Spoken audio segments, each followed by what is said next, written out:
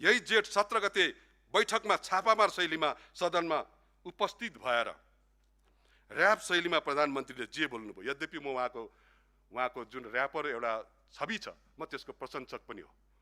उहाँको र्यापका प्रति मेरो सम्मान पनि छ।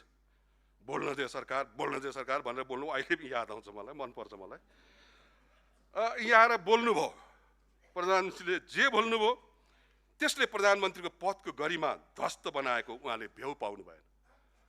एउटा मञ्चमा उभिएर र्याप गीत गाउनु र यहाँ बसेर मेरो प्रधानमन्त्रीले थाहै पाएन भन्न पनि मेरो मनले दिँदैन, तर त्यस्तै खालको अभिव्यक्ति दिनुभयो र उहाँको गरिमा ध्वस्त भएको भ्यौ पनि उहाँले पाउनु भएन।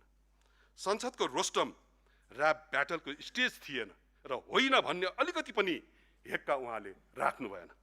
सम्माननीय सभामुख महोदय, बेलायतबाट सुरु भएको संसदीय परम्परालाई दक्षिण एसियामा गरिमापूर्वक प्रतिष्ठित गराउनमा दुई राजनेताको विशिष्ट भूमिका छ।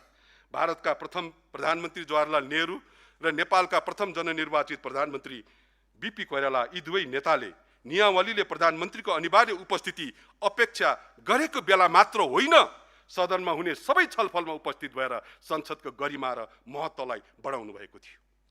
तर जेठ 17 गते सदनमा प्रधानमन्त्रीको उपस्थिति र भूमिका उहाँको एकलौटी र एकतर्फी चयन र छनौटको विषय थियो। उहाँले प्रश्न लिन्छु भनेपछि हामीले प्रश्न सोधेका थियौँ, तर हाम्रो अपेक्षा यति थियो र हो कि प्रधानमन्त्रीको संसदमा उपस्थिति सारगर्भित हुनुपर्छ, तर त्यो दिन त्यस्तो भएन। उहाँ अचानक आउनुभयो, अचानक बोल्नुभयो अनि दाबी नै गर्नुभयो नेपालले पनि भारतको सीमा मिचेको छ। हामीले त हाम्रा सम्मानित प्रधानमन्त्रीको टङ स्लिप भएको होला भन्ठानेका थियौँ, तर जे होस् संसदको रेकर्डमा रहिसकेको त्यसका बारेमा प्रधानमन्त्रीले संसदमा पुनः उभिएर सफाई दिनुपर्छ, प्रश्न पार्नुपर्छ भन्ने हाम्रो अडान हो। संसदमा आएर त्यो कुरालाई फिर्ता लिनुहोस्, हाम्रो माग वा अडान जे भन्नुहोस्, हामीले खोजेको त्यति मात्रै हो।